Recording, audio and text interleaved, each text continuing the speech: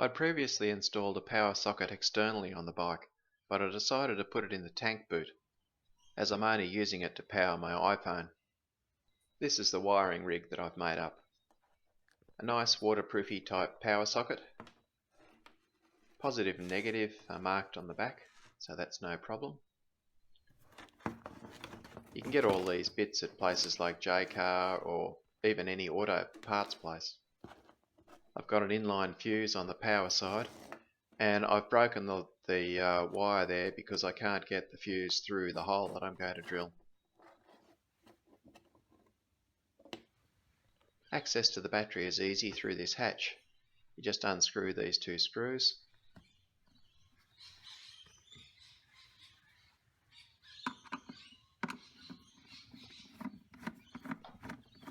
And the hatch lifts right out.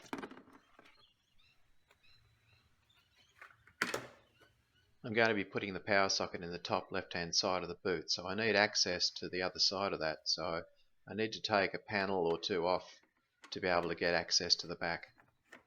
It's a bit of fiddle farting to do this, but it makes the job easier in the long run.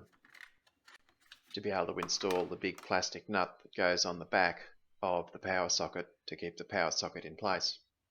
With that panel removed, I'm just going to remove a few more fasteners just so that I can get my hand behind this other panel. I'm not going to take this other side panel right off. It's too involved. You'll notice with these push pins that you just push the center down and that releases the clip, so then you can just lever it out.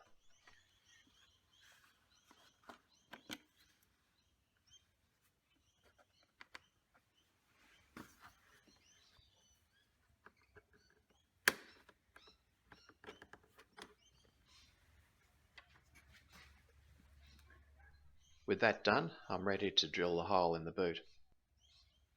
I'm using a size that's bigger than the inside of the plastic nut, but smaller than the outside. There's no wiring or anything else on the other side of this boot, so there's no problem drilling the hole. I'm connecting straight to the battery, so I take the two battery terminals off and undo the rubber strap so I can pull the battery out of it. Now it's just a simple matter of threading the wires through the hole and installing the socket itself with its plastic nut, and this is why you needed to remove those panels so you can screw that nut up on the back. I can now pull the wire through underneath into the boot area so that I can connect it to the battery. Once connected, I can push that wire back in again. The nuts for the battery bolts tend to float around, so I put a little screwdriver in the back to hold the nut in place while I screw the bolt in.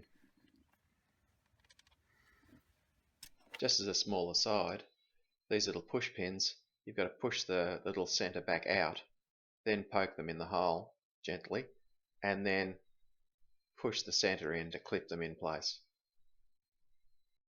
Once I've assembled all the bits back together, I can now test out the power socket. So I'm just using a simple USB type adapter for the socket. I've got two USB plugs here and a cord for my iPhone. And because it's inside the boot, it's all nice and secure and waterproof.